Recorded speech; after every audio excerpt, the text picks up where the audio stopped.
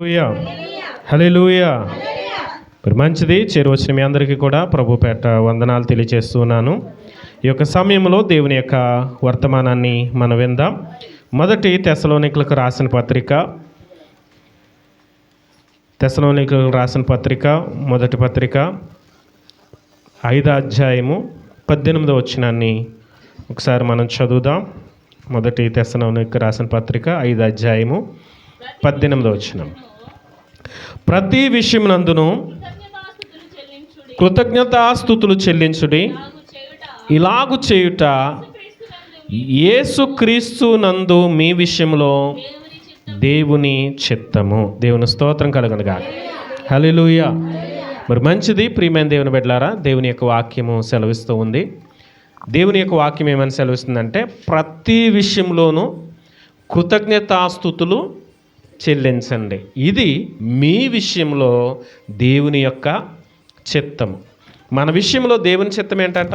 మన గురించి, లేకపోతే మన విషయంలో, మన యొక్క విధానంలో దేవుని చిత్తం ఏంటంటే ప్రతి విషయంలో కూడా కృతజ్ఞతాస్తుతులు చెల్లించాలి. హల్లెలూయా. మరి మంచిది, ప్రియమైన దేవుని బిడ్డలారా, ఈ కుటుంబం కూడా మరి కృతజ్ఞతతో దేవునికి ఈ రోజున దేవుణ్ణి స్తుతిస్తూ ఉన్నారు. సో దేవుని యొక్క వాక్యం సెలవిస్తుంది, ఈ విషయాన్ని బట్టి అని ప్రత్యేకంగా ఎంచకుండా ప్రతి విషయంలో కూడా దేవునికి కృతజ్ఞతాస్తుతులు చెల్లించాలంట. ప్రతి విషయం అంటే మన జీవితంలో జరిగేటువంటి ప్రతి క్రియను బట్టి, ప్రతి కార్యాన్ని బట్టి, ప్రతి క్షణాన్ని బట్టి దేవునికి ఏం చేయాలి? కృతజ్ఞతాస్తుతులు చెల్లించాలంట. దేవుని స్తోత్రం కలుగును గాక. హల్లెలూయా. ఇది దేవుని చిత్తం. సో దేవుని చిత్తము నెరవేర్చువాడు. ప్రియమైన దేవుని బిడ్డలారా, దేవుని యొక్క వాక్యం ఏమని సెలవుస్తుందంటే, ప్రభువా నన్ను పిలుచు ప్రతివాడు పరలోక రాజ్యం చేరడు కానీ తండ్రి చిత్తానుసారంగా నడుచుకుని ప్రతివాడు పరలోకానికి వెళ్తాడు. ఎవరు వెళ్తారంటే పరలోకానికి? తండ్రి చిత్తాన్ని నెరవేర్చిన వారు. మరి తండ్రి చిత్తం ఏంటి మన జీవితంలో? ఒకటి అని అంటే ప్రతి విషయంలో కూడా దేవునికి కృతజ్ఞతాస్తుతులు చెల్లించాలి. సో మరి అపోస్తలుడైన పౌలు కొలస్సీలకు రాసిన పత్రికలో, అంటే కొలస్సీ సంఘానికి ఒక విషయాన్ని చెప్తున్నాడు. ఒకసారి చూడండి, కొలస్సీలకు రాసిన పత్రిక 4వ అధ్యాయం 2వ వచనం చూద్దాం. కొలస్సీలకు రాసిన పత్రిక 4వ అధ్యాయము 2వ వచనాన్ని ఒకసారి చూడండి. ప్రార్థన యందు నిలకడగా ఉండి కృతజ్ఞత గలవారై దాని యందు మెలకువ కలిగి ఉండండి. హల్లెలూయా. ఇక్కడ 2 విషయాలు ప్రస్తావన జరుగుతోంది. ఇక్కడ ఏంటంటే ప్రార్థన యందు నిలకడగా ఉండాలంట, కృతజ్ఞత యందు మెలకువగా ఉండాలంట. ప్రార్థన యందు ఎలా ఉండాలి? నిలకడగా ఉండాలి. ఈరోజు ప్రార్థన యందు చాలామంది ఏమవుతున్నారంటే జారిపోతున్నారు. ఒకప్పుడు చేసినంత ప్రార్థన ఇప్పుడు చేయట్లేదు. ఒకప్పుడు ఉన్నంత ప్రార్థనా జీవితం ఇప్పుడు ఉండట్లేదు. ఒకప్పుడు చేసినంతసేపు ప్రార్థన ఇప్పుడు చేయట్లేదు. నానాటికి ఏమవుతుందంటే లోకపరమైన విషయాలకి మనము సమయాన్ని వెచ్చించడం వల్ల ప్రార్థనకి సమయం ఏమవుతుంది? తగ్గిపోతూ ఉంది. అయితే దేవుని యొక్క వాక్యం సెలవుస్తుంది, ప్రార్థనలో నువ్వు నిలకడగా ఉండాలి, అంటే స్టెబిలిటీగా ఉండాలి, కదలకుండా ఉండాలి ప్రార్థనలో. దేవుని స్తోత్రం కలుగును గాక. అంటే నీ ఒక విషయాన్ని బట్టి నువ్వు ప్రార్థన చేసేటప్పుడు ఆ విషయం నీ జీవితంలో జరిగే వరకు కూడా నువ్వు ప్రార్థన చేస్తూనే ఉండాలి.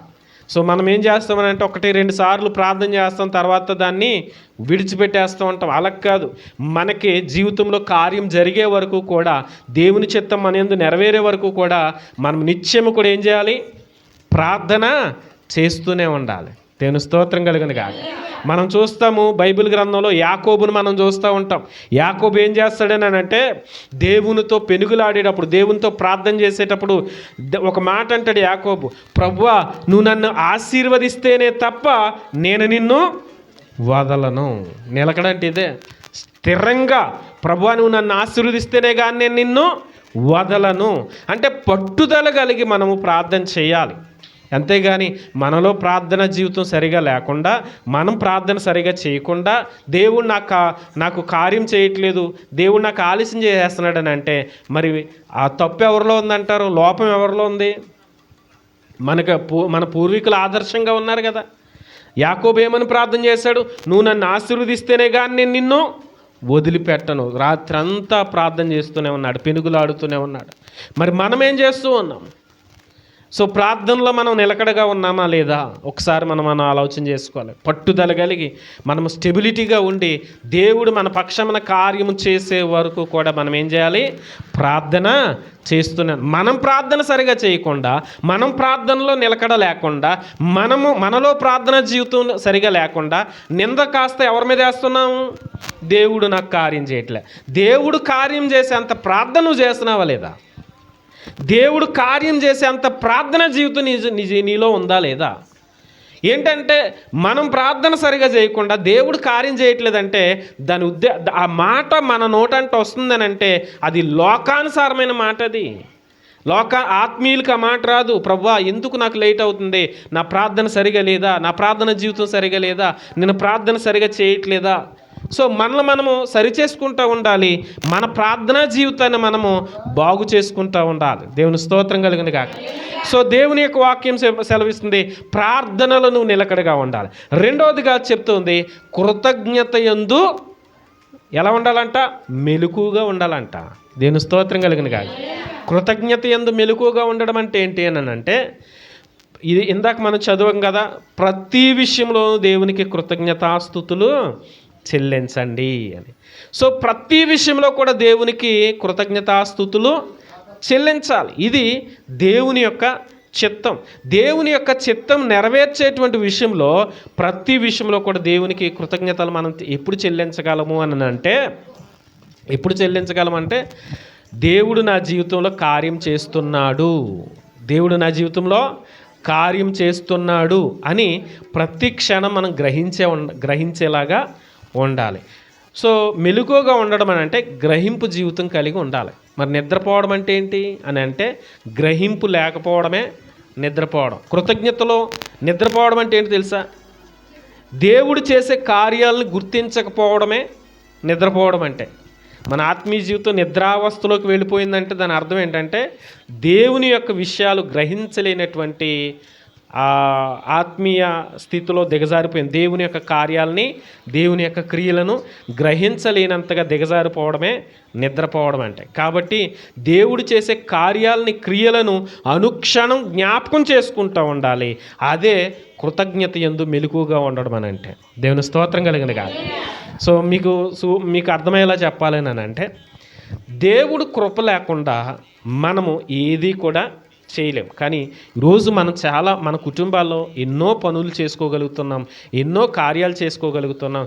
దేవుడు మనకు మంచి ఆరోగ్యం ఇస్తున్నాడు, మంచి ఆయుష్ని ఇస్తున్నాడు, తన కృపను దేవుడు మెండుగా అనుగ్రహిస్తున్నాడు. మరి ఇవన్నీ దేవుడు కృపలు కాదా? దేవుడి కార్యాలు కదా? ఇవి గ్రహించలేకుండా దేవుడు నాకేం చేశాడు అని అనుకోవడం అంటే దాని అర్థం ఏంటంటే దేవుని కార్యాలు గ్రహించలేకపోవడమే. అవునా? నేను గతంలో కూడా దేవుని యొక్క సన్నిధిలో మనం చెప్పాం, ఈరోజు కనపడ్డ వాళ్ళు తెల్లారి కనపడట్లేదు, నేనున్న వాళ్ళు ఈరోజు ఉండట్లేదు. ఎంతోమంది యవనస్తులే, వయసులో ఉన్నవాళ్ళే, చిన్న వయసు వాళ్ళే ఎంతోమంది ఈ కాలంలో ఏమవుతున్నారు? కలిసిపోతూ ఉన్నారు. కానీ ఈ రోజున వయసులో మనము పెద్దవారమైనప్పటికీ అన్ని విషయాల్లో కూడా దేవుడు మనల్ని కాపాడుతూ ఇంకా ఈ భూమి మీద సజీవుల లెక్కల్లో దేవుడు మనల్ని ఉంచాడు. మరి ఇది దేవుని కృప కాదా? దేవుని కార్యం కాదా? మరొక సంవత్సరం మన జీవితంలో మరి మనము అడుగు పెట్టామంటే, మరొక సంవత్సరంలోకి మనం అడుగు పెట్టామనంటే మరి దేవుడు మనకి చేసిన కార్యం కాదా? చెప్పండి. సో మరి ఇవన్నీ కూడా దేవుడు మనకి మంచి ఆరోగ్యం ఇచ్చాడు, దేవుడు మనల్ని పోషిస్తూ ఉన్నాడు, మీ భర్తకు కానీ పిల్లలకు కానీ దేవుడు కాపుదలు ఇస్తున్నాడు, ఎలాంటి ప్రమాదం లేకుండా, ఎలాంటి కీడులు జరగకుండా దేవుడు ఎంతగానో కృపనిస్తున్నాడు. ఇవన్నీ దేవుని కార్యాలు. ఇవన్నీ గ్రహించకుండా మనం ఎలా ఉంటున్నాం? దేవుడు నాకు ఏం చేశాడు అని అంటే దాని అర్థం ఏంటంటే నిద్రపోతున్నాం. నిద్రపోయే వాళ్ళకి ఏం తెలదు కదా. సో మెలుకున్న వాళ్ళకి అన్నీ తెలుస్తాయి. అంటే ఇప్పుడు దేవుని కార్యాలు ఎవరికి తెలుస్తాయి? మెలుకున్న వాళ్ళకి తెలుస్తాయి. ఆత్మీయతలో మెలుకుగా ఉన్న వాళ్ళకి తెలుస్తాయి. ఆత్మీయంగా నిద్రపోయే వాళ్ళకి దేవుని కార్యాలు ఏం తెలుస్తాయి? చెప్పండి. సో దేవుడు నాకు ఏం చేశాడు అనే మాట మన నోట అంటే వచ్చింది అని అంటే నువ్వు నిద్రపోతున్నావు. నువ్వు నిద్రపోతున్నావు. అవునా? డాక్టర్లు కూడా ఏం చెప్తారు తెలుసా? ఎక్కువగా నిద్రపోతే ఎన్నో జబ్బులు ఉన్నాయి కదా. సో నువ్వు నిద్రపోతున్నావు అంటే తర్వాత నీకు ఏదో జబ్బో, ఏదో రోగమో, ఏదో కీడో ఖచ్చితంగా రాబోతుంది. సో ఆత్మీయతలో మెలకుగా ఉండాలి. ఎలాగా? కృతజ్ఞత కలిగి, అంటే దేవుడు చేసిన ప్రతి కార్యాన్ని మనం ఏం చేయాలి? జ్ఞాపకం చేసుకుంటూ దేవుణ్ణి స్తుతించేవారిగా ఉండాలి. హల్లెలూయా. ఈవెన్ మన కష్టాల్లో కూడా దేవుణ్ణి స్తుతించేవారిగా ఉండాలి. చూడండి, ఆ కష్టంలో కూడా దేవుని స్తుతించిన వ్యక్తుల్లో మనకి దానియేలు ఒకరు గుర్తు వస్తారు. ఒకసారి చూడండి, దానియేలు గ్రంథం 6వ అధ్యాయము 10వ వచనం చూద్దాం ఒకసారి. దానియేలు గ్రంథం 6వ అధ్యాయం 10వ వచనం చూద్దాం ఒకసారి. దానియేలు గ్రంథము 6వ అధ్యాయం 10వ వచనం.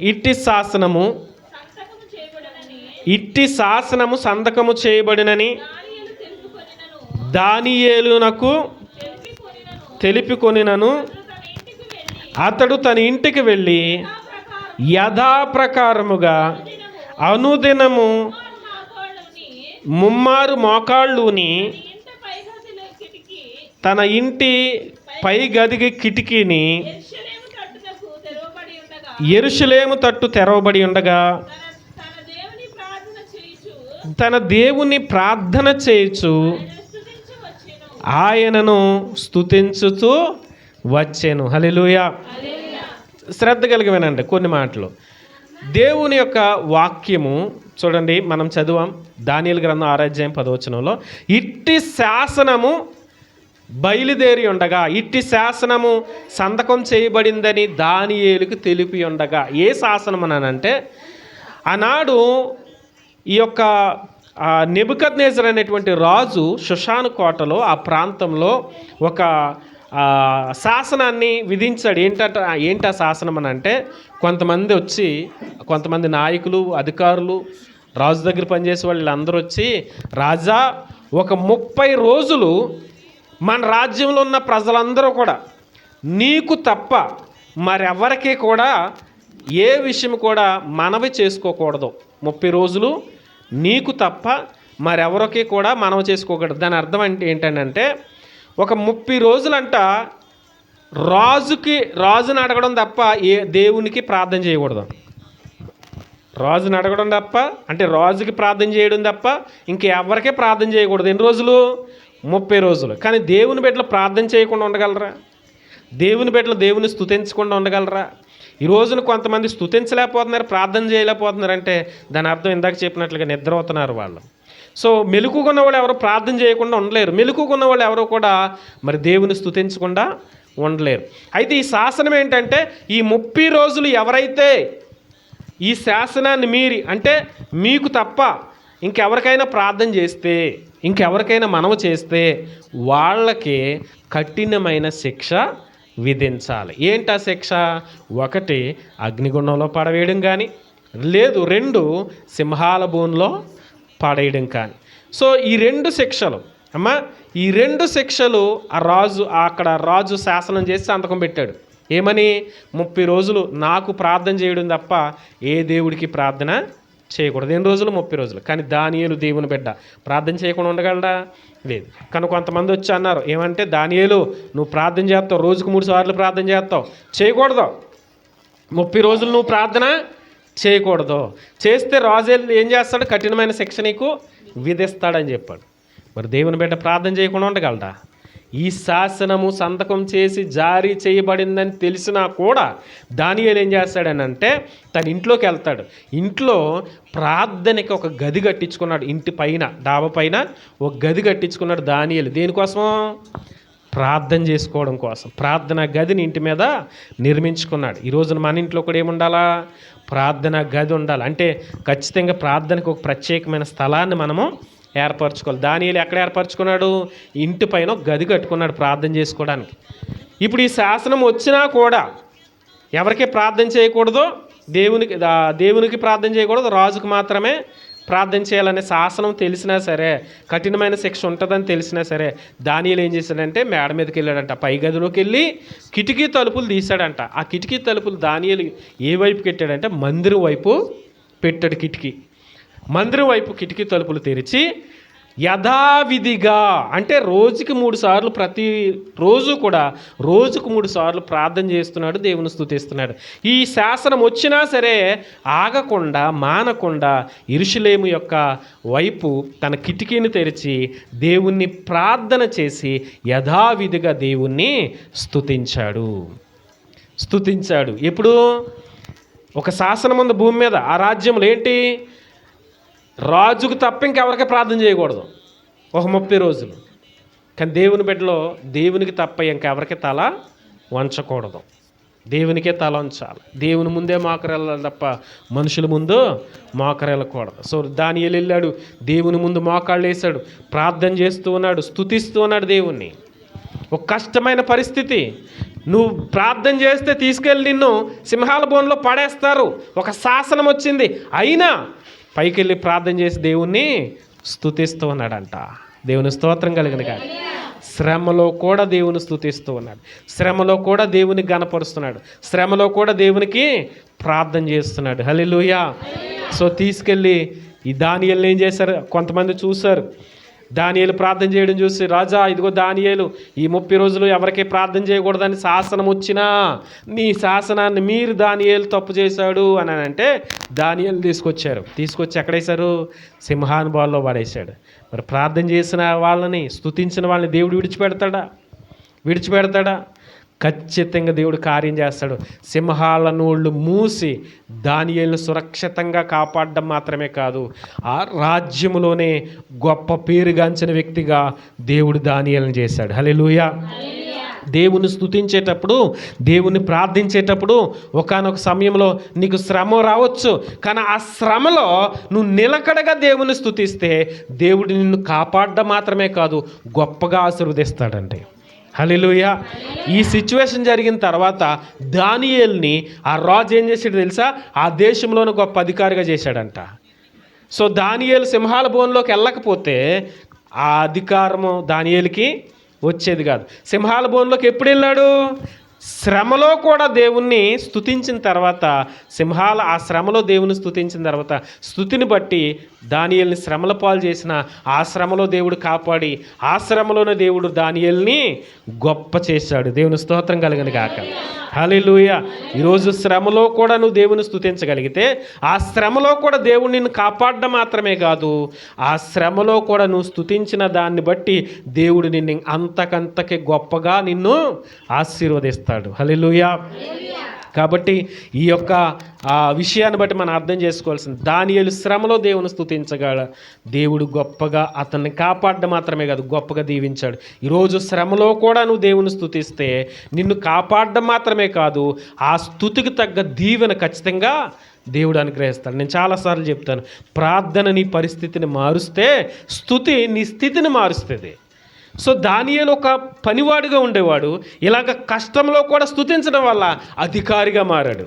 హల్లెలూయా. సో శ్రమలో స్తుతిస్తే దేవుడు ఇంకా గొప్ప మేలులను అనుగ్రహిస్తాడు. కారణం ఏంటంటే బైబిల్లో ఒక మాట ఉంది, ఏంటంటే మిక్కిలి కొంచెంలో నమ్మకమైన వాడు మరి ఎక్కువ నేను అప్పగిస్తానని స్వయం యేసు ప్రభువు వారు చెప్పాడు. ఏంటి తెలుసా? మిక్కిలి కొంచెంలో నువ్వు నమ్మకంగా ఉంటే ఎక్కువ అనేది దేవుడు నీకు అనుగ్రహిస్తాడు. కారణం ఏంటంటే మిక్కిలి కొంచెంలో నమ్మకమైన వాడు ఎక్కువలో కూడా నమ్మకంగా ఉంటాడు అని ఆయన గ్రహించి కొంచెంలో నువ్వు నమ్మకంగా ఉంటే ఎక్కువ దేవుడు నీకు అప్పగిస్తాడు. ఈరోజు మనం ఏం చేస్తున్నాం తెలుసా? కొంచెంలోనే నమ్మకంగా లేకపోతున్నాం, కొద్దిగా శ్రమలోనే మనం దేవుని స్తుతించలేకపోతున్నాం, కొద్ది కష్టం వస్తే ప్రార్థన చేయలేకపోతున్నాం, అంటే కొంచెంలోనే నమ్మకంగా లేకపోతున్నాం. ఇంకా దేవుడు మనకి ఎక్కువ ఎందుకు అనుగ్రహిస్తాడు? కొంతమంది ఏంటంటే కొంచెం ఉంటే చాలు దేవుని వదిలేస్తారు, కొంచెం బాగుంటే చాలు దేవుని మర్చిపోతారు. ఇప్పుడు ఈ కొంచెంలోనే నువ్వు నమ్మకంగా లేకపోతే నువ్వు ఎక్కువ ఏం పొందుకుంటావు? అవునా? సో ఈ రోజున ఈ రోజు అలాంటి వారి గురించి కూడా బైబిల్లో ఒక మాట ఉంది చూడండి. తిమోతికి రాసిన పత్రిక, 2వ తిమోతి పత్రిక 3వ అధ్యాయము మొదటి 2 వచనాలు చూడండి. 2వ తిమోతి పత్రిక 3వ అధ్యాయము మొదటి 2 వచనాలు.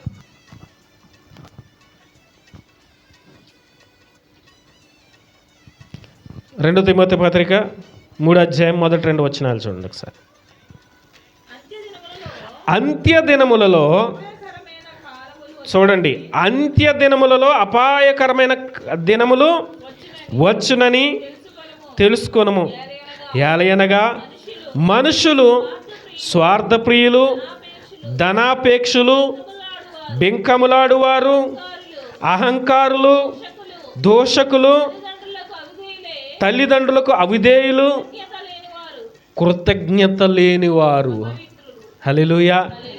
అంత్యదినముల్లో మనుషులు ఎలా తయారయ్యారంట? ఎలా తయారయ్యారు? బింకములాడుతారంట, అహంకారంగా ఉంటారంట, స్వార్థ ప్రియులుగా ఉంటారు, ధనాపేక్ష కలిగిన వారుగా ఉంటారు, తల్లిదండ్రులకు విధేయులుగా ఉండకుండా ఉంటారు, కృతజ్ఞత లేని వారిగా ఉంటారంట. మరి అన్ని ప్రజలు ఇలా ఉన్నారా లేదా? ఇలా మారారా లేదా? ఇక్కడ బైబిల్ చెప్తుంది, కొన్ని వందల సంవత్సరాల క్రితం చెప్పింది, అంత్య దినాలు వస్తాయి. ఈ అంత్య దినాల్లో ఎలా ఉంటుందనంటే మనుషులు స్వార్థ ప్రియులైపోతారు. మనుషులు ఎలా ఉంటారంట? స్వార్థ ప్రియులు. ఎవరి స్వార్థం వాళ్ళదే. ఆ స్వార్థం ఎక్కడికి వ్యాపించిందో తెలుసా? కుటుంబాల్లో కూడా వచ్చేసింది. కుటుంబాల్లో కూడా ఎవరి స్వార్థం వాళ్ళు చూసుకుంటున్నారు. భర్త స్వార్థం భర్తదే, భార్య స్వార్థం భార్యదే, పిల్లల స్వార్థం పిల్లలదే. అయ్యో, నేను సంపాదించింది నేను తినేస్తే నన్ను కష్టపడి పెంచిన తల్లిదండ్రుల పరిస్థితి ఏంటి అని లేదు. అయ్యో, నేను తినేస్తే నా భార్య పరిస్థితి ఏంటి, నేను తినేస్తే నా భర్త పరిస్థితి ఏంటి. ఎవరి స్వార్థం వాళ్ళే చూసుకుంటున్నారు. అవునా? మనుషులంటే ఏ కుటుంబం, నాకు ఇప్పుడు మా ఊరు ఎట్టిపోతే ఎలా పోతే నాకేంటి, నేను బాగుంటే చాలు. మా వీధి ఎలా పోతే నాకేంటి, నేను బాగుంటే చాలు. స్వార్థం. కుటుంబంలో కూడా మా కుటుంబం ఎలా పోతే నాకేంటి, నేను బాగుంటే చాలు. స్వార్థం వచ్చేసిందా? రెండోది, బెంకములాడువారు, అబద్ధాలు, మోసపు మాటలు. ఈ కూడా ఈ రోజున మోసపు మాటలే, పైకో మాట లోపల ఒక మాట, బెంకములాడి మాటలు. తర్వాత ఇంకేం రాయబడి ఉంది అక్కడ? అహంకారులంట. ఈ రోజున చాలామంది ఈరోజు కొంచెం ఉంటే చాలు అహంకారం పెరిగిపోతుంది. అహంకారం పెరిగిపోతుంది. నేను ఒకళ్ళకి నేను తగ్గేదేంటి, నాకేంటి. ఆ అహంకారంలో ఎవరిని వదిలేస్తున్నారు తెలుసా? దేవుని కూడా వదిలేస్తున్నారు. ఈ అహంకారాన్ని బట్టి దేవుని కూడా మర్చిపోతున్నారు. ఏంటనంటే బాగుంది, ఆరోగ్యం ఉంది, బలం ఉంది, వయసు ఉంది, డబ్బులు ఉన్నాయి, అన్నీ ఉన్నాయి. దీనివల్ల ఏం పెరిగింది? అహంకారం పెరిగిపోయింది. ఈ అహంకారం ఏం చేస్తుంది? కళ్ళును మూసేసి దేవుని కార్యాలను కూడా చూడలేనటువంటి గుడ్డితనంలోకి దిగజార్చేస్తుంది అహంకారములు. తర్వాత ఈ యొక్క అంత్య దినాల్లో ప్రజలు ఎలా ఉన్నారు? తల్లిదండ్రులకు విధేయులుగా కూడా ఉండట్లేదంట. ఇదివరకు తల్లిదండ్రులు అంటే పిల్లలు ఎలా ఉండేవారు? గడగడలాడేసేవారు, వణికిపోతూ ఉండేవారు. ఇప్పుడు తండ్రిని లెక్క చేస్తలే, తల్లిని లెక్క చేస్తలే, అవిధేయులుగా అయిపోయారు. మరి కొంతమంది ఏంటంటే కొంచెం తండ్రి లొంగితే చాలు తండ్రి చేతే సిగరెట్లు తెప్పించుకునే పరిస్థితిలోకి వచ్చేసారు. కన్న తండ్రిని కూడా లెక్క చేయట్లే, తల్లిని కూడా లెక్క చేయట్లే. అవిధేయత. చివరికి ఏమన్నారు తెలుసా? కన్న తల్లిదండ్రులు ఏమన్నారు తెలుసా? ఏం పెట్టావు నాకు, ఏం చూసావు నన్ను అంటే పెట్టకుండానే చూడకుండానే ఇంత టోల్ అయిపోయారా? అవిధేయత. వాక్యం చెప్తుంది అంత్య దినాల్లో ఇలాగే మారుతారు పిల్లలు. స్వార్థ ప్రియులు అయిపోతారు, బెంకంలాడేవాళ్ళు అయిపోతారు, అసూయ పెరిగిపోద్ది, అహంకారం పెరిగిపోద్ది, అవిధేయత పెరిగిపోద్ది, తల్లిదండ్రులకు కూడా అవిధేయులుగా ఉండరు. ఈ అంత్య దినాల్లో లేనిది మరొకటి ఏంటి తెలుసా? కృతజ్ఞత కూడా ఉండదు.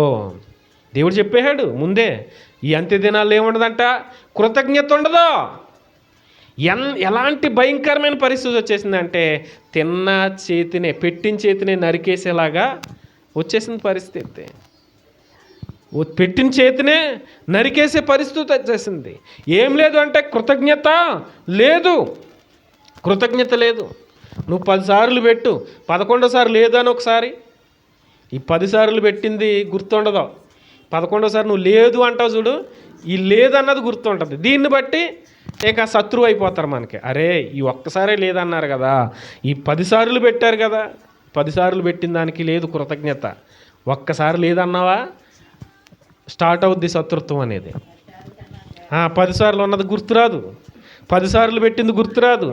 ఏంటంటే ఇది మన లోపం కాదు, దేవుడు వాక్యం సెలవిస్తుంది. అంత్య దినాల్లో ఇలాగే తయారవుతారు, కడవరి దినాలు ఇలాగే తయారవుతారు. ఈ కడవరి దినాలు, అంత్య దినాలు అంతే. కృతజ్ఞత ఉండదు, విశ్వాసం ఉండదు, నమ్మకత్వమైన జీవితం ఉండదు. ఎందుకంటే అంత్య జనాలు. ఒక ఆయన అంటే చిన్న ఉదాహరణ చెప్తాను. పాపం ఒక ఆయన పల్లెటూరు నుంచి పట్టణం వచ్చాడంట ఒక పని మీద. ఆ పని అయింది. ఆ పని అయిన తర్వాత ఆ భోజనం చేద్దామని చెప్పేసి భోజన హోటల్కి వెళ్తూ ఉంటే ఈ దారిలో ఒక బక్క చిక్కిపోయిన వ్యక్తి వణుకుతూ కనపడ్డాడంట. అయ్యా, నేను వారం అవుతుంది అన్నం తిని, నాకేమన్నా కొంచెం సాయం చేయండి అంటే ఈ పల్లెటూరు నుంచి వచ్చిన వ్యక్తి జేబులు చూసుకుంటే కరెక్ట్గా అతని దగ్గర 7 రూపాయలే ఉన్నాయంట. 7 రూపాయలే ఉన్నాయి. 7 రూపాయలు ఏంటంటే 2 రూపాయలేమో వాళ్ళ ఊరు బస్ టికెట్, 2 రూపాయలు బస్ టికెట్ ఉంచుకుని 5 రూపాయలు ఫోన్లోనైనా అదిగో హోటల్ ఉంది అక్కడ, ఇదిగో కడుపు నిండా అన్నం తిని అని ఈ 5 రూపాయలు ఆ వ్యక్తికి ఇచ్చి ఇతను మంచినీళ్ళు తాగి బస్ స్టాండ్ వైపు వెళ్తున్నాడంట.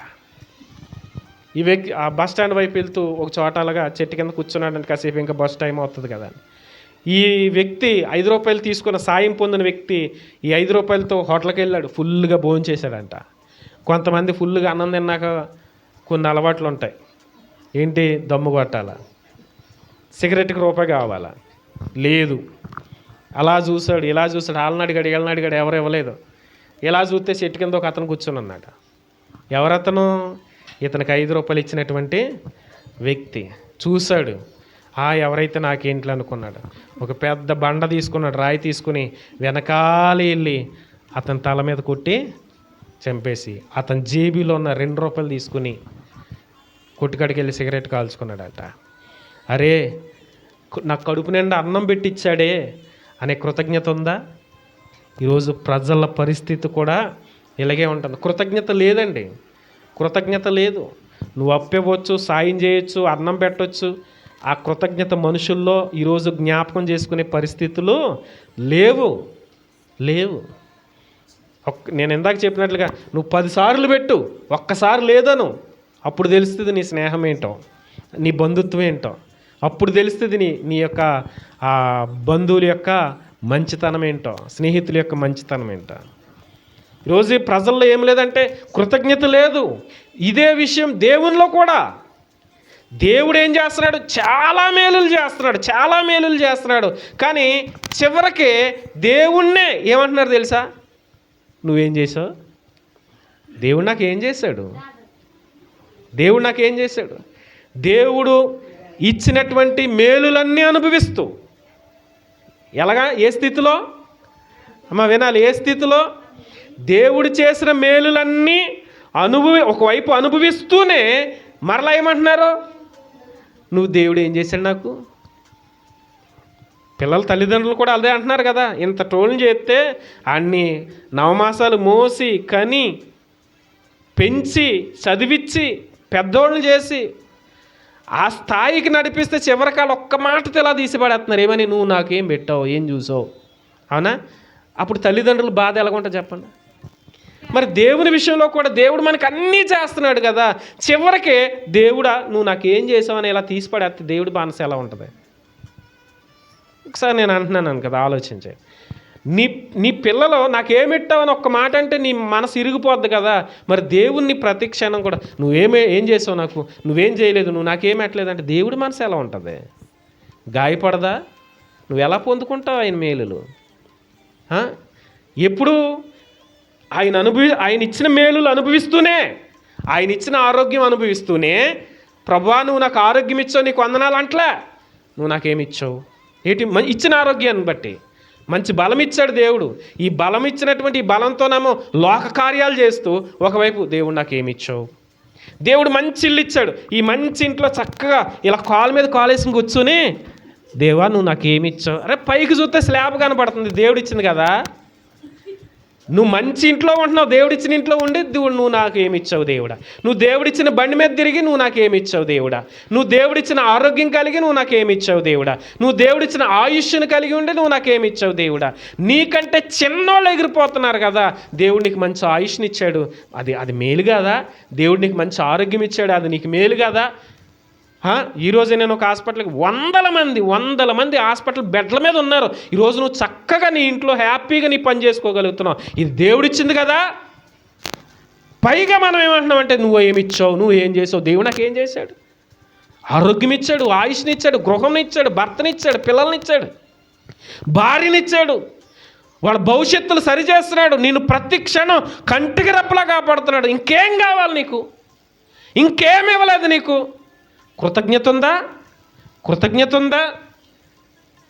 ఇది వాక్యం చెప్తుంది, అంచె దినాల్లో కృతజ్ఞత లేకుండా ఉంటారు అని. నిజమా కదా ఇది?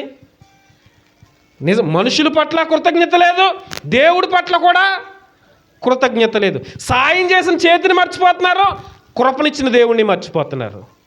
ఏది నీ కృతజ్ఞత? ఏది నీ జీవితానికి కృతజ్ఞత వద్దా? నిందలేస్తావా? 10 సార్లు సాయం చేసిన వాళ్ళు ఒక్కసారి చేయలేకపోతే వాళ్ళ మీద నిందలేస్తావు. ప్రతి క్షణం కంటికి రెప్పలా కాపాడుతున్న దేవుని మీద నిందలేస్తావు. నాకు ఎవరేం పెట్టారు, ఎవరేం చూస్తారు, ఎవరేమి ఇచ్చారు? కృతజ్ఞత ఉందా? గమనించండి ప్రియమైన దేవుని బిడ్డలారా, కృతజ్ఞత లేనివాడు కట్టు తెగిన గాలిపటంలాగా అయిపోతాడంట. ఎలాగైపోతాడో? కృతజ్ఞత లేనివాడు కట్టు తెగిన గాలిపటంలా అయిపోతాడంట. చివరికి కట్టు తెగిన గాలిపటం, దారం తెగిన గాలిపటం చక్కగానే ఎగురుతుంది కొంతవరకు, అవునా? దారం ఉన్నప్పుడు ఎలా ఎగురుతుందో దారం తెగాక ఇంకా బాగా ఎగిరిద్ది, ఇంకా బాగా ఎగిరిద్ది. కానీ ఎగిరి ఏమవుద్ది? ఏ ముళ్ళ కంపకో అంటుకుని చిరిగిపోద్ది. కృతజ్ఞత లేని వాళ్ళు బతుకు కూడా అంతే. మనుషులు ఏమనుకుంటారో తెలుసా? వీడికి ఎన్నిసార్లు చేసినా సాయం చేసినా వీడికి కృతజ్ఞత లేదురా, ఛీ వీడి బతుకు అని వదిలేస్తారు. రేపు అనే రోజు నీకు సాయం దొరకదు. అలాగే దేవుడు కూడా వదిలేస్తే కట్టు దిగిన గాలిపటం అయిపోతాం. కట్టు దిగిన గాలిపటం అయిపోతాం. ఈ రాత్రి కృతజ్ఞత కూడుకు ద్వారా దేవుడు మనకు తెలియజేస్తున్నాడు. ప్రతి విషయంలో దేవునికి ఏం చేయాలంట? కృతజ్ఞతాస్తుతులు చెల్లించాలి. హల్లెలూయా, దేవుని స్తోత్రం కలుగును గాక. సో ఈ రోజున మనుషుల్లో ఏం లేదో తెలుసా? కృతజ్ఞత లేదు. ఒక ఉదాహరణ చదువుకుని జ్ఞానం చేసుకుని మనం ముగించుకుందాం. లూకాసు వార్త 17వ అధ్యాయము 11వ వచనం నుండి మనం చూద్దాం ఒకసారి. లూకాసు వార్త 17వ అధ్యాయము 11వ వచనం నుండి.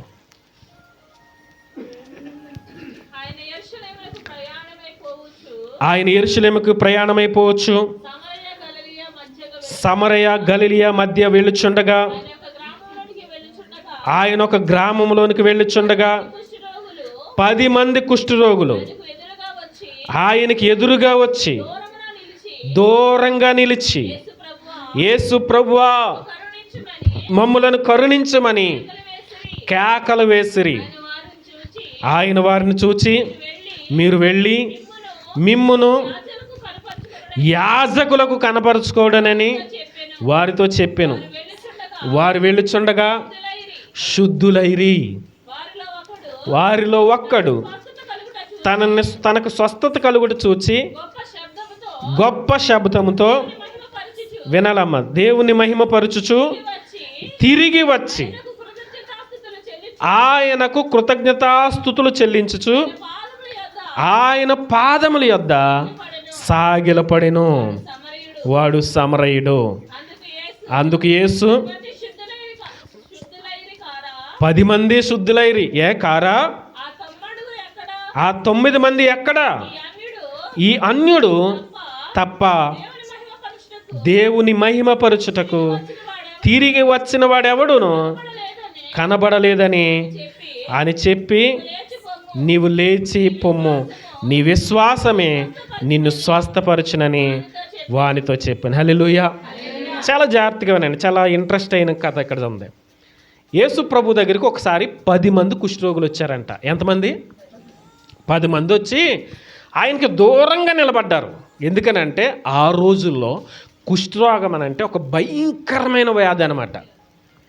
ఎలా ఉండేదనంటే సొంత బిడ్డలైనా సరే ఒక కుష్ఠరోగి ఉన్నాడంటే ఊరి చివరిండే ఈ పాకలో, ఆ పాకలో పెట్టేసేవారు. దగ్గరికి వెళ్ళి ఎవరు అన్నం కూడా పెట్టేవారు కాదు.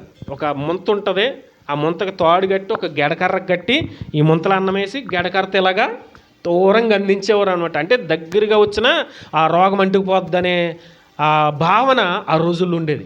అలాంటి రోజుల్లో కుష్ఠరోగులు ఎంతమంది ఉన్నారంట? 10 మంది యేసయ్య దగ్గరికి వచ్చారు. వచ్చి దూరంగానే నిలబడ్డారంట. ఎందుకని? సమాజం అసహించుకుంటుంది వాళ్ళని, సమాజం వాళ్ళని యాక్సెప్ట్ చేయదు. కాబట్టి ఈయన కూడా అలాగే అనుకుని, ఈయన కూడా మమ్మల్ని అసహించుకుంటాడేమో అనుకుని దూరంగానే నించున్నారు. కానీ ఒక్క విషయం గమనించండి, సమాజం నిన్ను అసహించుకున్నా, మనుషులందరూ నిన్ను చులకనగా చూసినా, మనుషులందరూ నిన్ను దూరం పెట్టినా, దేవుడు నిన్ను కన్న తండ్రిలాగా హత్తుకుంటాడు. నిన్ను కన్న తండ్రి లాక్కుని చేర్చుకుంటాడు. నిన్ను అసహించుకునేవాడు కాదు. నీ రోగమైనా, నీ యొక్క వ్యాధి అయినా, బాధ అయినా, దేనిని బట్టి నిన్ను అసహించుకునే తండ్రి మన తండ్రి కాదండి. హల్లెలూయా. మన తండ్రి దగ్గర అంటుండదు, మన తండ్రి దగ్గర దోషాలు ఉండవు. మన తండ్రి దగ్గరికి వెళ్ళడానికి ఎలాంటి ఆటంకాలో మైలులు కూడా ఆయనకు ఉండదు, మైలు కూడా ఉండదు ఆయనకి. కన్న పసిబిడ్డని ఎలా హత్తుకుంటారో మనల్ని అలా హత్తుకుంటాడు ఆయన. హల్లెలూయా. అయితే వాళ్ళు దూరంగా నిలబడ్డారంట. దూరంగా నిలబడి అంటున్నారు, ప్రభువా మమ్మల్ని స్వస్థపరచున ఆయన నీ చిత్తమైతే అన్నారు. అప్పుడు ఆయన అన్నాడు, మీరు వెళ్ళి మీరు యాజకునికి మీరు వెళ్ళి కనపరుచుకోండి మీ శరీరాలను అనుకున్నాడు. ఎవరికే? మీరు యాజకులకి వెళ్ళి మీ శరీరాలనే కనపరుచుకోండి అన్నాడు. అప్పుడు ఈ 10 మంది కూడా వెళ్ళిపోతూ ఉండగా దారిలో అద్భుతమైన స్వస్థత వరకు వచ్చిందంట. హల్లెలూయా. దారిలోనే ఈ 10 మంది స్వస్థత పొందుకున్నారంట. హల్లెలూయా. ఇంకా మందిరానికి వెళ్ళలేదు వాళ్ళు.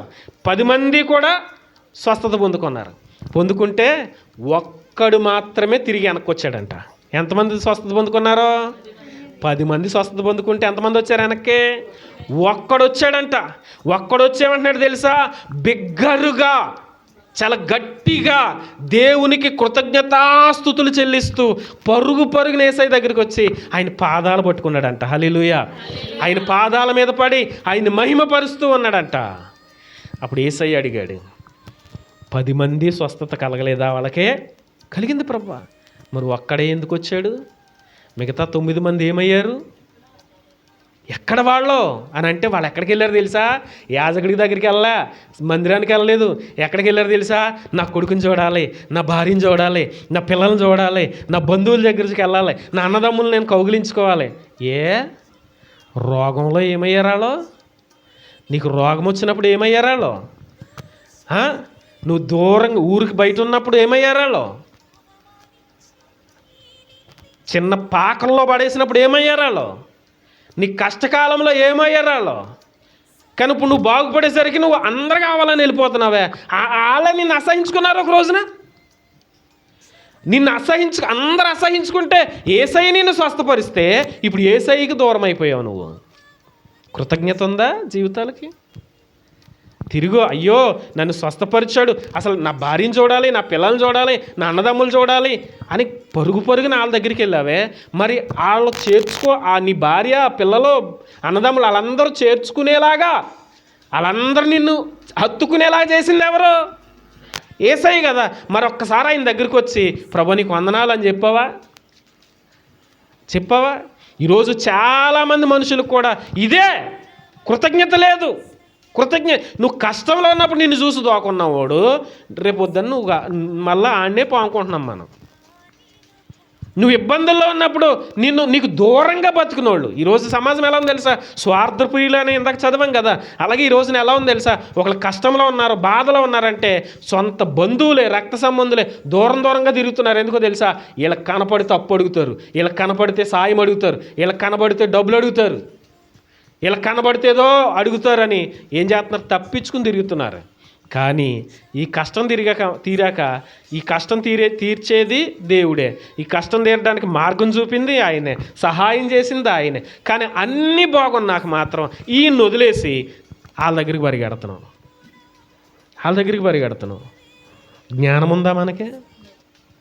జ్ఞానం ఉందా? కృతజ్ఞత ఉందా? అన్నీ ఇచ్చిన దేవుని మర్చిపోతావా? నువ్వు కష్టంలో ఉన్నప్పుడు సాయం చేయనివాడు, నువ్వు ఆపదలో ఉన్నప్పుడు ఆదుకోనివాడు, నువ్వు రోగంలో ఉన్నప్పుడు నీ వైపు కూడా చూడనివాడు ఈరోజు నీకు ఎక్కువైపోయాడు. అదే నీ వ్యాధిలో నీ పక్కన నిలబడి నీకు స్వస్థత ఇచ్చినోడు, నువ్వు కష్టంలో ఉన్నప్పుడు నేనున్నాను, నా బిడ్డ, నా కుమార్తె, నా కుమారుడు నేనున్నానని నీ పక్కన ఒక స్నేహితుడిగా, తండ్రిగా నీ పక్కన నిలబడి నిన్ను హత్తుకున్న దేవుడు నీకు కానివాడైపోయాడు. ఎలా బాగుపడతావు నువ్వు? ఎలా పైకి వస్తావు నువ్వు? కృతజ్ఞత లేనివాడు దారం కట్టు దిగిన గాలిపటం. అది గ్రహించట్లేదు. ఈ రోజున అన్నీ బాగానే ఉన్నాయి, ఇలా తీసుకొచ్చి కూర్చోబెట్టగలడు ఆయన. కానీ ఎందుకో తెలుసా, ఇంకా నీ మీద ప్రేమ ఉంది ఆయనకి, ఇంకా నీ మీద కృప చూపిస్తూనే ఉన్నాడు. అంటే నిన్ను సహిస్తున్నాడు. నీ ఇష్టానుసారంగా నువ్వు లోకానుసారంగా బతుకుతున్నా, కృతజ్ఞత లేకుండా ఉన్నా, విశ్వాసం లేకుండా ఉన్నా, ప్రార్థనా జీవితాన్ని వదిలేసినా ఇంకా ఆయన నిన్ను సహిస్తున్నాడు. తెలుసా ఎందుకో తెలుసా, ఆయన బిడ్డవు కాబట్టి. నువ్వు మన బిడ్డలు కూడా అంతే కదా. వాళ్ళు దుర్మార్గంగా ఉన్నా, వాళ్ళు మనల్ని విడిచిపెట్టేసినా, వాళ్ళు మనల్ని చూడకపోయినా మన ప్రేమ చచ్చిపోద్దా? మన ప్రేమ చావదు కదా. దేవుడు కూడా అంతే. మనం ఎంత దుర్మార్గంగా ఉన్నా, విశ్వాసం లేకుండా, కృతజ్ఞత లేకుండా ఉన్నా ఇంకా ఆయన ప్రేమ తగ్గట్లే. కానీ ఒక్కసారి ఆయన కాదనుకున్నాడా, ఏమైపోతామో తెలీదు. కాబట్టి ప్రియమైన దేవుని బిడ్డలారా, కృతజ్ఞత కలిగి జీవించాలి. అది మనుషులకైనా దేవునికైనా. మనుషుల దగ్గర అయినా నువ్వు కృతజ్ఞత కలిగి ఉండు. సాయం చేసిన వాళ్ళు మర్చిపోవద్దు.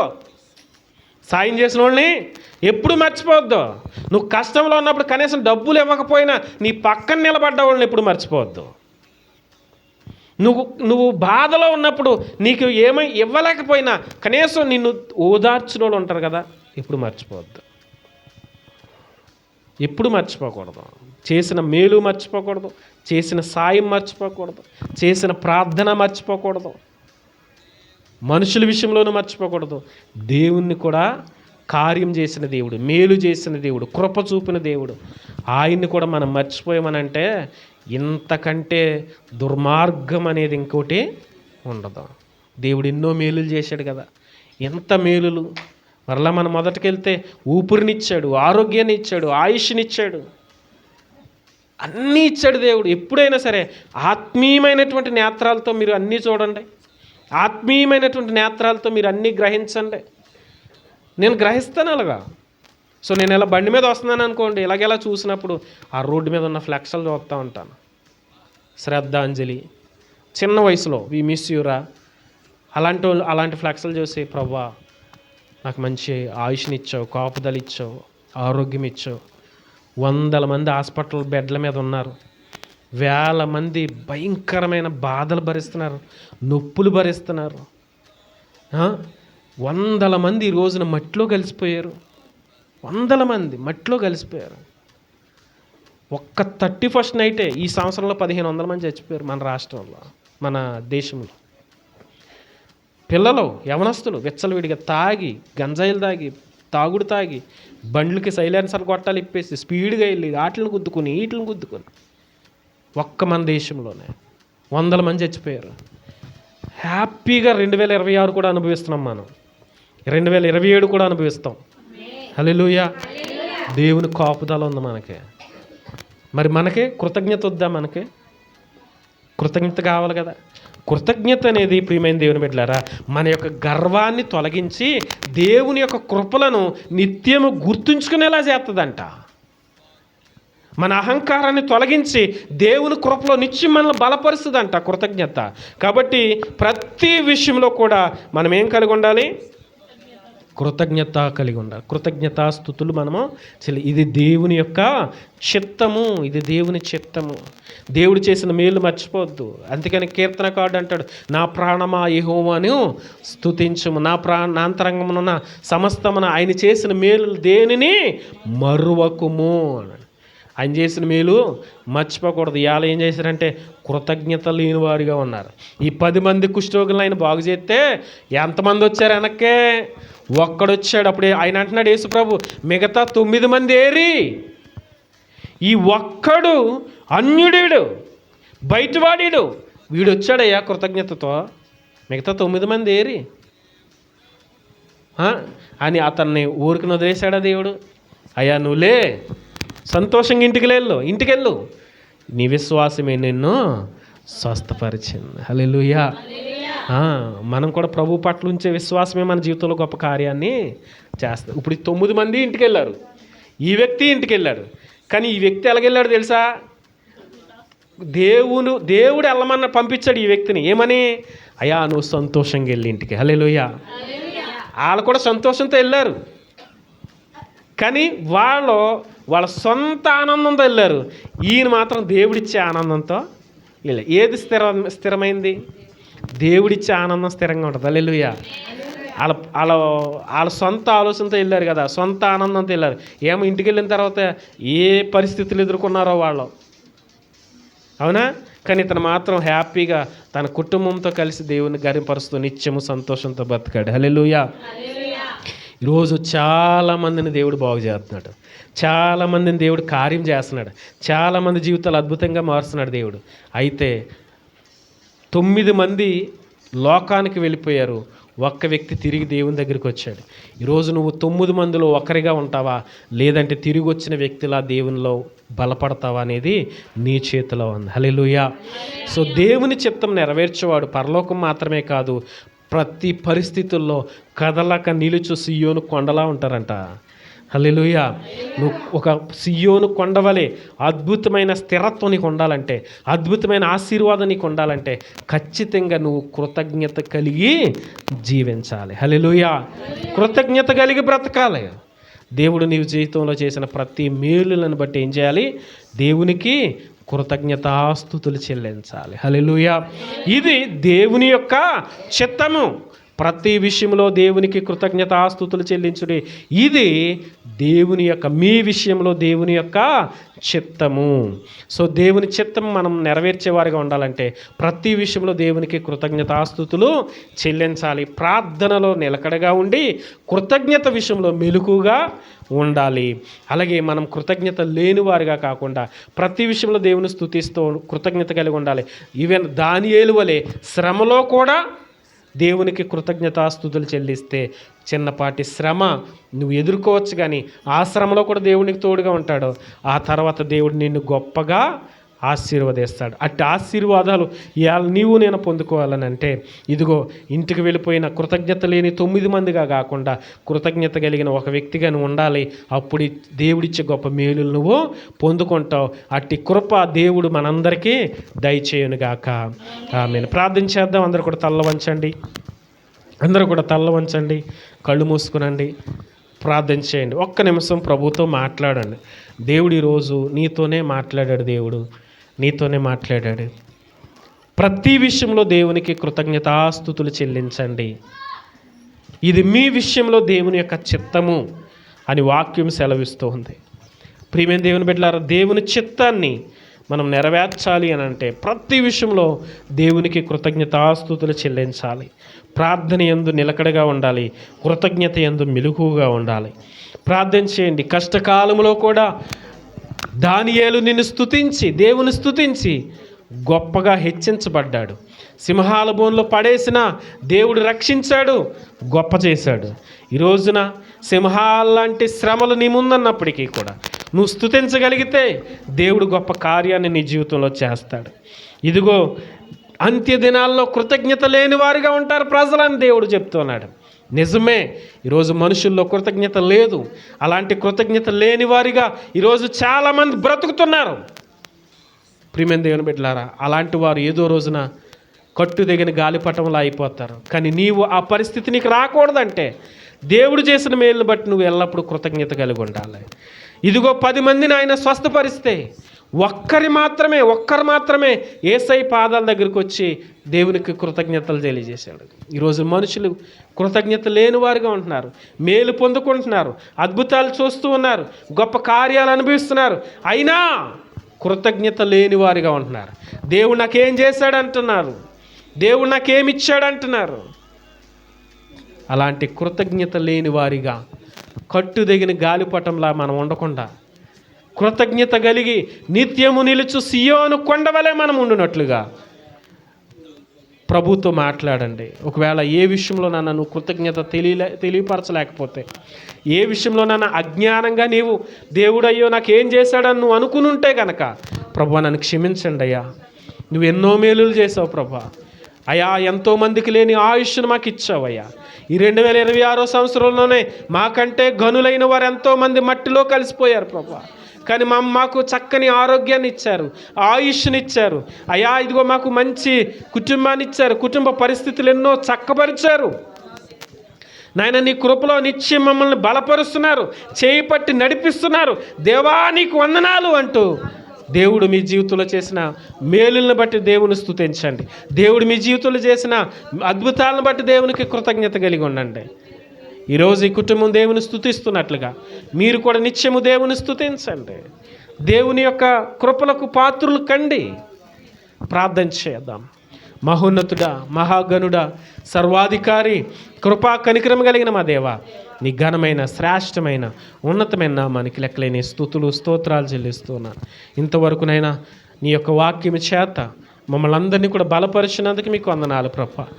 అయ్యా ఇదిగో తండ్రి, ఈ వాక్యాన్ని ఎవరైతే అయ్యా ఇదిగో మంచి మనసుతో విని అంగీకరించి నైనా తగిన రీతిలో నీకు కృతజ్ఞతాస్తుతులు చెల్లిస్తూ కృతజ్ఞత కలిగి ఈ రోజు నుంచి జీవిద్దామని ఒక నిర్ణయంతో ముందుకు సాగుతున్నారు, వారందరినీ మీ చేతులకు అప్పగిస్తున్నాను.